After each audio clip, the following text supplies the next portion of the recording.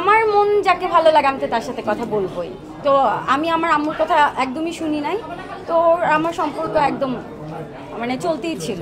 তো video call, phone call এইভাবে কথা হতো।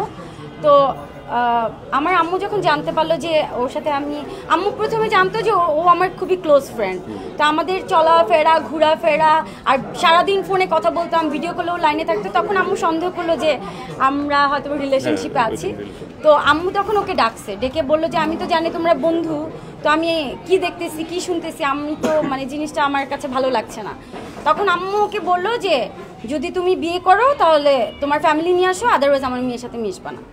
তো তারপরের থেকে আম্মু আমাকে শাসন করা শুরু করলো, ওর সাথে মেশা যাবে না, ওর সাথে চলা যাবে না। মানে ফ্যামিলিগত অনেক ঝামেলা ছিল, কিন্তু আমার মন যাকে ভালো লাগে আমি তো তার সাথে কথা বলবোই। তো আমি আমার আম্মুর কথা একদমই শুনি নাই, তো আমার সম্পর্ক একদম মানে চলতেই ছিল। ভাইয়ার দুইটা ভালো গুণ, দুইটা খারাপ গুণ।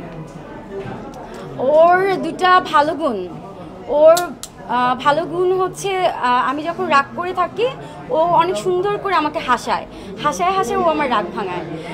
আর আরেকটা ভালো গুণ হচ্ছে ও মজার মজার খাবার আমাকে খাওয়ায়, অনেক মজার মজার খাবার ও খেতে পছন্দ করে, আর ও আমাকে অনেক বেশি ভালোবাসে, এটা ওর ভালো গুণ।